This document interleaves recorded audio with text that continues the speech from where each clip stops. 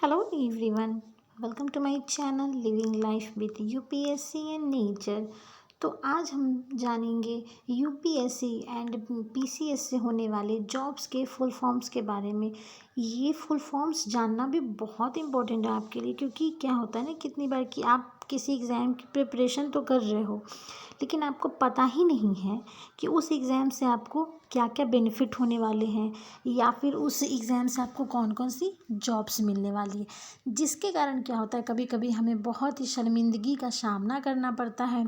एक बार क्या होता है कि आप पढ़ रहे हो, आप किसी को बोलोगे कि हाँ मैं यूपीएससी की तैयारी कर रहा हूँ, तो यूपीएससी की तैयारी कर रहे हो, ठीक है, लेकिन क्या यूपीएससी सिर्फ आईएएस बनाती है? यूपीएससी क्या सिर्फ आईएएस की एग्जामिनेशन लेती है? नॉर्मली लोगों को जो पता है उसके हिसाब से क्या है कि यूपीएससी सिर्फ और मतलब यूपीएससी तैयारी कर रहे हैं यानी कि हम आईएएस बनेंगे। आईएएस ही सिर्फ लोग नहीं बनते, आईएएस में वो भी मैं आपको नेक्स्ट वीडियो में कवर करूँगी कि आईएएस कितने से कितने रैंक वालों को मिलता है।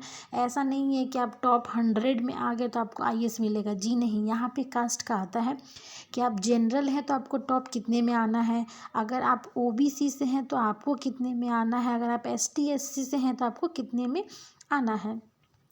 तो ये एक अलग मुद्दा होगा, लेकिन अभी हम जो यहाँ पे जानेंगे वो ये है कि अगर आप यूपीएससी की तैयारी कर रहे हैं या फिर बीपीएससी की तैयारी कर रहे हैं या फिर कोई भी अनदर पीसीएस की तैयारी कर रहे हैं, पीएससी की तैयारी कर रहे हैं, तो आपको उसमें से जो भी एग्ज़ाम आ रहे हैं, आप एग्ज़ाम की प्रिपरेशन तो कर रहे हो, लेकिन अगर आप को यही नहीं पता है कि इस एग्ज़ाम की प्रिपरेशन के बाद आपको जॉब कौन से मिलने वाले हैं, तो आप बड़े मुश्किल में हो। आपको आप जिस भी चीज़ की प्रिपरेशन कर रहे हो, ज़रूरी नहीं है कि सिर्फ सिविल सर्विसेज की, आप कोई भी एग्ज़ाम की अगर प्रिपरेशन कर रहे हो, सिविल सर्विस एग्ज़ाम ओनली नहीं है, कोई भी एग्ज़ाम की प्रिपरेशन करो तो उससे रिलेटेड आपको सिलेबस पता होना चाहिए, क्वेश्चंस का पैटर्न पता होना चाहिए, और उस जिस जॉब को जिसकी तैयारी आप कर रहे हो उससे होने वाले जॉब्स के बारे में आपको पता होना चाहिए।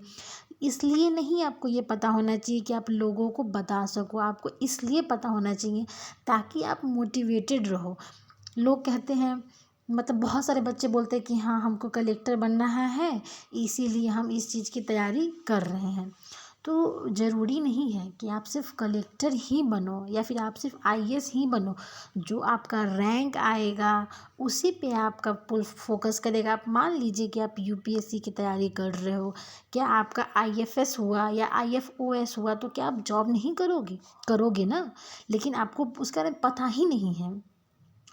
जॉब्स के बारे में जानने से क्या होता है कि माइंड हमेशा मोटिवेटेड रहता है कि आप किस चीज़ की तैयारी कर रहे हो, आपको मोटिवेशन मिलता है।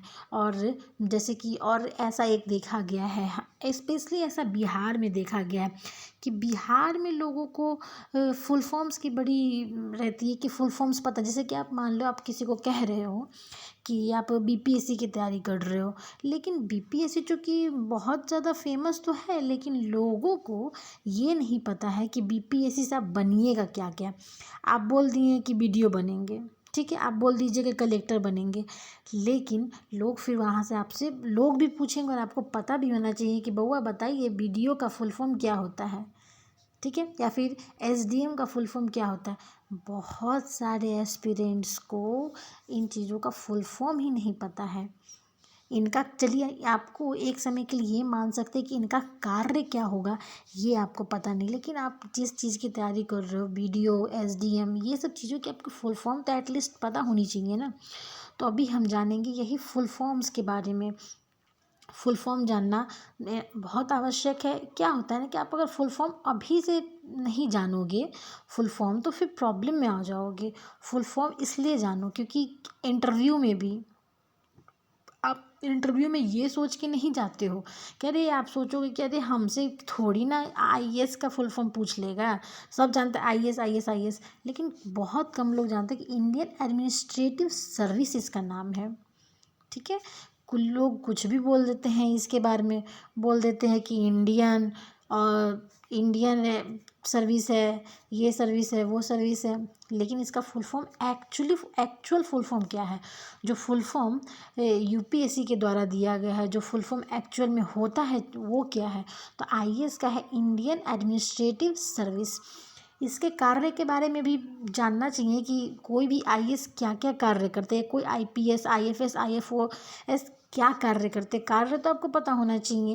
लेकिन अभी हम सिर्फ यूपीएससी सिविल सर्विस एग्ज़ाम के द्वारा जो टॉप पोस्ट होते हैं, मैं उनकी फुल फॉर्म आपको बता रही हूँ। अभी फुल फॉर्म पे फोकस करेंगे हम। धीरे धीरे नेक्स्ट वीडियोज़ में आपको सीएसई यानी कि सिविल सर्विस एग्जाम से रिलेटेड सारी इन्फॉर्मेशन देंगे, इधर उनके कार्य से रिलेटेड हो, उनके फुल फॉर्म से रिलेटेड हो, सब कुछ। क्योंकि आप अगर कोई चीज़ पढ़ रहे हो तो उसके बारे में पूर्ण, उससे होने वाली नौकरी के बारे में पूर्ण जानकारी रखो आप, मोटिवेटेड रहने के लिए। साथ में आपको पता होना चाहिए। मान लीजिए आपसे कोई पूछ लिया और आप नहीं बता पाए, उसमें बेइज्जती हो जाती है उस समय कि अरे इसको इस चीज़ का पढ़ रहा है, इसी चीज़ का फुल फॉर्म नहीं पता है।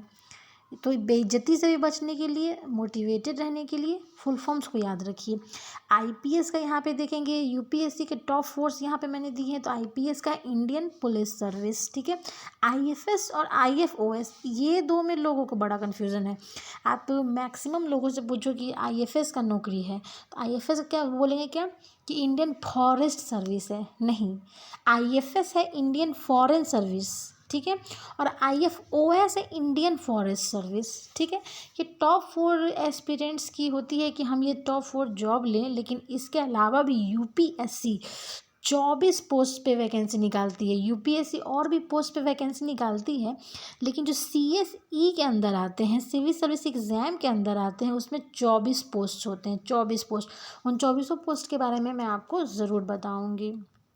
आइए हम आते हैं किसी भी स्टेट पीसीएस, लेकिन यहाँ पे मैंने स्पेशली बीपीएस से लिखा है, क्योंकि अभी बीपीएससी से रिलेटेड क्लासेस चल रही हैं। तो बीपीएससी के बारे में मैंने यहाँ पे लिखा है कि बीपीएससी सिविल सर्विस एग्ज़ाम से टॉप पोस्ट कौन कौन आते हैं, ठीक है। पहला आता है एसडीओ। मैक्सिमम 80% मैं मिनिमम यहाँ बोलूँगी, मिनिमम 80% स्टूडेंट से पूछिएगा कि एसडीओ का फुल फॉर्म क्या होता है, तो बोलेंगे सब डेवलपमेंट ऑफिसर। सब डेवलपमेंट ऑफिसर नहीं होता है, सब डिविजनल ऑफिसर होता है। एसडीएम तो कोई मैक्सिमम लोग गेस ही नहीं कर पाते हैं कि इसका एसडीएम कलेक्टर, सीधे कलेक्टर वो बोल देते हैं। लेकिन उनका फुल फॉर्म नहीं पता होता है कि एसडीएम का फुल फॉर्म होता है sub divisional magistrate. Full forms पे ध्यान दीजिए। सारे फुल फॉर्म्स ना सही जॉब के, लेकिन टॉप लिस्टेड जो जॉब, जो एस्पिरेंट्स की हाई डिमांड रहती है कि ये मेरा जॉब, अगर मेरा यूपीएससी, बीपीएससी या फिर कोई भी अदर पीएससी निकल गया तो मैं ये जॉब ज़रूर लूँगा, उन चीज़ों की आपको फुल फॉर्म्स पता होनी चाहिए, ठीक है। अब हम आते हैं डीएसपी। डीएसपी आता है डिप्यूटी सुपरिटेंडेंट ऑफ पुलिस, ठीक है। और एक आता है बीडीओ। बीडीओ स्टेट पीसीएस की तैयारी करने वाले ज़्यादातर में मैं ये कहूँगी कि 60 to 70% स्टूडेंट्स से आप पूछिएगा कि किस चीज़ का तैयारी करते हैं, बीडीओ का तैयारी कर रहे हैं। बीडीओ का तैयारी ठीक है, लेकिन उसका फुल फॉर्म क्या है, तो ब्लॉक डेवलपमेंट ऑफिसर। ये आप याद रखिएगा। और एक चीज़ मैं आपको थोड़ी सी ये नॉलेज वर्धक बातें बता देती हूँ कि अगर आप कहते हो कि हाँ हम बीपीएससी की तैयारी कर रहे हैं, यूपीएससी का तैयारी कर रहे हैं, तो क्या होता है ना कि यूपीएससी या बीपीएससी सिर्फ आपको यही एग्ज़ाम्स कंडक्ट नहीं करवाती है। यूपीएससी और बीपीएससी के अंदर बहुत सारे जॉब आते हैं, ठीक है, बहुत सारे जॉब आते हैं। लेकिन आप अगर जिस चीज़ की तैयारी कर रहे हो, जिससे कि एसडीएम, आईएएस, आईपीएस बनते हैं, उसको कहते हैं सीएसई यानी कि सिविल सर्विस एग्ज़ाम। तो अगर आप एकदम आपको किसी को बताना है कि आप किस चीज़ की प्रिपरेशन कर रहे हो, तो ये ना बताएं कि यूपीएससी बीपीएससी का तैयारी कर रहे हैं, क्योंकि फिर उनको वहाँ पे आपको क्लेरिफाई करना पड़ेगा। तो आप लोगों को आप ये कह सकते हो कि सिविल सर्विस एग्ज़ाम की तैयारी कर रहे हैं, या फिर आप ये कह सकते हो कि आप बीपीएससी के द्वारा कंडक्ट की गई ये जॉब्स की तैयारी कर रहे हो। इसमें से आप कोई जॉब्स बता दो, ठीक है। ये मत कहो ओनली कि क्योंकि यूपीएससी प्रोफेसर के लिए भी एग्ज़ाम लेती है और भी बहुत सारी एग्ज़ाम्स लेती हैं। तो यूपीएससी नहीं, सिविल सर्विस एग्ज़ाम, जिस एग्ज़ाम की आप प्रिपरेशन कर रहे हो उसे कहते हैं civil service exam. Civil service exam actually क्या होता है ना कि इंजीनियर्स का एक पार्ट है, जैसे कि mechanical engineer, computer science engineer, वैसे ही एक सिविल इंजीनियर भी है। तो वहाँ पे थोड़ा सा ऐसे जिनको पता है उनको तो पता है, जिनको नहीं पता तो सोचते हैं कि अच्छा इंजीनियरिंग का प्रिपरेशन कर रहे हैं। सिविल सर्विस एग्ज़ाम का मतलब होता है कि ये वाले एग्ज़ाम्स, इंजीनियर का ये पार्ट सिविल पार्ट नहीं है, सिविल सर्विस एग्ज़ाम ये है। ठीक है, thank you so much. Please channel से जुड़े रहिए, लाइक कीजिए, कमेंट कीजिए, शेयर कीजिए और बहुत से बहुत ज़्यादा सब्सक्राइब करवाइए, क्योंकि सब्सक्राइब के अब ज़्यादा होंगे तो लाइव ऑप्शंस खुलेंगे। मुझे अभी लाइव क्लासेस लेने हैं, तो लाइव के ऑप्शन खुलने के मुझे वेट है। तो आप प्लीज़ से प्लीज़ इसको सब्सक्राइब करवाइए ज़्यादा से ज़्यादा, ताकि लाइव क्लासेस हो और ज़्यादा लोगों तक फ्री में।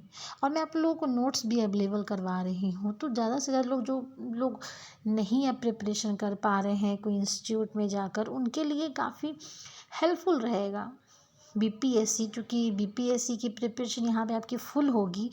अभी अभी तो हिस्ट्री क्लासेस चल रही है, नेक्स्ट पॉलिटी की क्लासेस चलेगी और करंट अफेयर्स की भी क्लासेस चलेगी। पॉलिटी की मैंने आपको बता रखा है कि एक नए टीचर हम लोगों को ज्वाइन करेंगे, जो कि आपको, और पॉलिटी अगर जिनका ऑप्शनल है पॉलिटी, उनके लिए बहुत फ़ायदा होने वाला है, क्योंकि वो टीचर उनको पॉलिटी की अच्छी क्लास देंगे, मतलब बहुत ऑप्शनल भी पढ़ाएंगे, वो सिर्फ जीएस की प्रिपरेशन नहीं करवाएंगे, ऑप्शनल की भी प्रिपरेशन करवाएंगे। तो thank you so much, tata bye bye. Channel से जुड़े रहिए, वीडियो पूरा अंत तक देखिए और पढ़ाई भी कीजिए, मोटिवेट भी रहिए।